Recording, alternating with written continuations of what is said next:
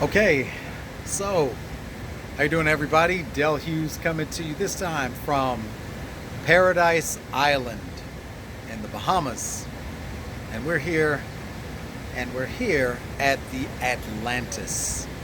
I want you to take a look at everything. Okay, so I'm going to do the panoramic view.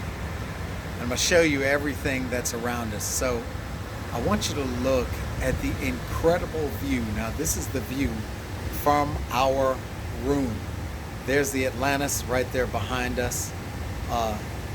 You can see that we've got all types of lagoons and grottos here below us. And if you can see, I don't know if you can see just below us. Let me see if I can zoom in. I want you to see, you see those dark spots right below me? Hold on, let's see, can I zoom in? Oh, I can't zoom in there, but let me see. I'm gonna try and hold the camera just as still as I can. You can see those dots are moving. You know what they are? They're stingrays. Hundreds of stingrays in the pool just below us. And in the distance, you can see the ocean itself, and you can see, let me see, you see that building back there with the tulips on the top?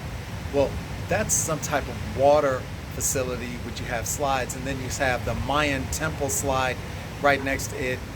And I just wanted you to see the results of everything going on, but I wanted to talk to you guys really quickly about how to give a 30-second testimonial.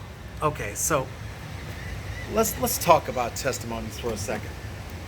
So testimonies, and one of the most powerful ingredients after or before a presentation, is powerful, punchy testimonies. Now, I've said many times before, the presentation can be trash, but if the testimonies are powerful, everybody's signing up. But if the presentation is amazing and the testimonies are trash, nobody's signing up. Now, the testimonies give credibility to the presentation that's about to take place or just took place. And we want to give powerful testimonies every time we give them. Now, let's talk about the message behind testimonies and how to give a solid testimony. So let's talk about the purpose of a testimony. Now, the whole purpose of a testimony is to answer an objection in the mind of the listener. The audience is hearing the presentation, and as they're hearing the presentation, they have objections that come into their mind. Things like, this might take too much time. This sounds expensive. I don't really know much about cryptocurrency or traveling.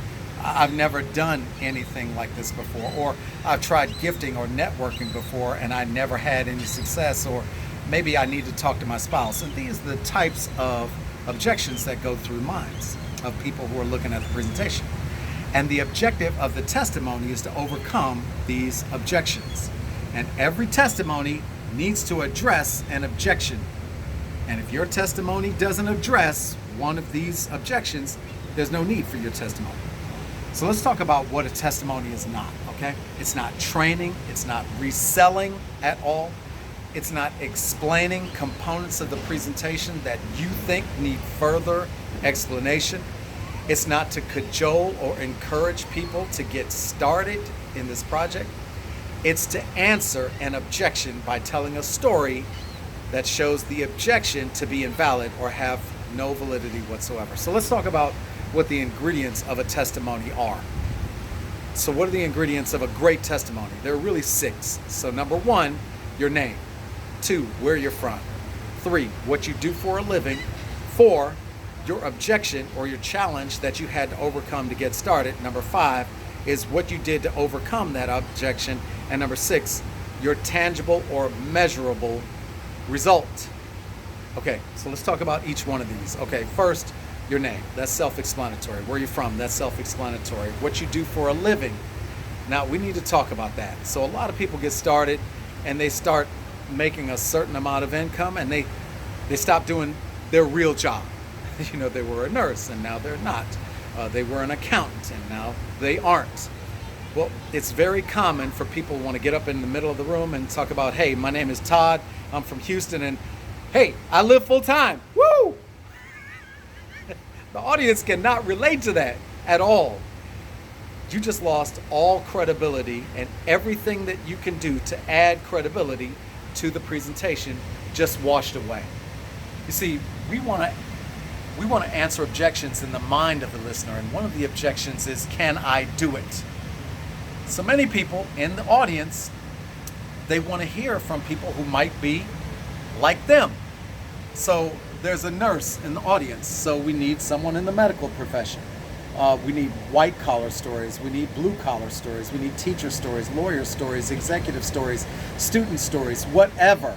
So when you say, I do this full time, well, you just robbed us of the potential connection with all of the connections you could have made, potential objections coming up before you got up. So I want to hear what your profession was and how long you did that before you started to look at this opportunity. And don't mention the fact that you might do this full time. We'll talk about that in the results part, okay? So you want to talk about what you do for a living. If you're retired, then you're retired. That's a thing.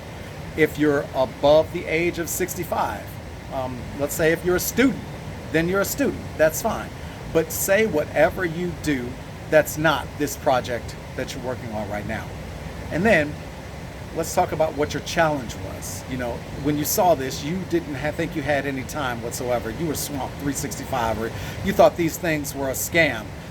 You thought that networking or gifting, all these things, you never saw anyone that had any success, or you didn't think you knew very many people, or you don't know anything about cryptocurrency, and you've never done anything like this before. And whatever it is, this is what you're going to say. So it sounds like this. Hey guys, my name is Dell. I'm from Atlanta. I used to be an entrepreneur. I saw this. I was working 80 to 120 hours a week, and I didn't think there was any way at all that I could fit this into my schedule. So I looked at this though, but I love the idea of being able to fit something new into my schedule that was going to change my schedule. And so next you want to talk about what you did to overcome that challenge. So I might say, I thought about the fact that the definition of insanity is doing the same thing over and over again and expecting a different result. And I knew if I didn't have any time, if I didn't make time to have time, I would never have any time. And I needed to provide some leverage to get my time back. Maybe you have an objection and you need to talk to your spouse. I might say, well, hey, I had an agreement with my spouse that we wouldn't spend any money without talking to one another, but I wanted to go home and talk to her, but I saw how many people were joining this, how much money people were earning, and I just figured I didn't want to miss out on that growth. So I figured my spouse would trust me enough with $1,200 decision so that I could make that decision and change her life. And I am so glad I made that decision right there on the spot. So you want to do something and tell what decision you made to make the decision to overcome the objection. So one of the things people do is they use results, and people don't know what it means. You know, they say, my life is awesome now. What does that mean? Well, you want to provide specifics. You know, I've been in this amount of time, I signed up this many people, and that's earned me this amount of money so far. If you've enrolled a certain number of people, you want to say that and how many people that's turned into.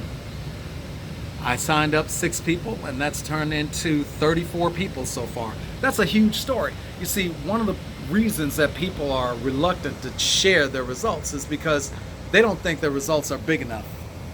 Sorry about the shaking on the camera, but here's the thing. The guy who's listening to the presentation, he doesn't even think he'll be able to get one person. And you want to wind up relating to them and saying, you know, I had 5 to sign up, 6 to sign up, and that's relatable. It'll be especially impressive if you say, now my team has grown to this many. I signed up 5 of my friends, and that's turned into a team of 41 people. That's an amazing story. And that's what you want to say. So let's review. Your name, where you're from, what you do for a living, your objection or your challenge that you had to overcome, what you did to overcome it, and your tangible result. And the last thing you'll say, if you're a spiritual person, is thank you, God. Here's the thing. These testimonies need to be 30 seconds because we want to put as many testimonies together, string them together as possible. These 3 and 4 minute testimonies, that's a no-go. That's too much. That's too long. You want to be in and out, say the 6 ingredients, and then go. Because we want to put together 9, 10, 11, 12 stories together instead of 3 or 4, because the stories are everything. You know, we say all the time, facts tell and stories sell. So go practice. Go practice your testimony. Get it dialed in. It's worth it. It's going to make a huge contribution to every single presentation out there. Guys, thanks for taking a look. And take a look. Just know that your testimony is so powerful and so important to all of our success, not just your own. Take care, everybody. See ya.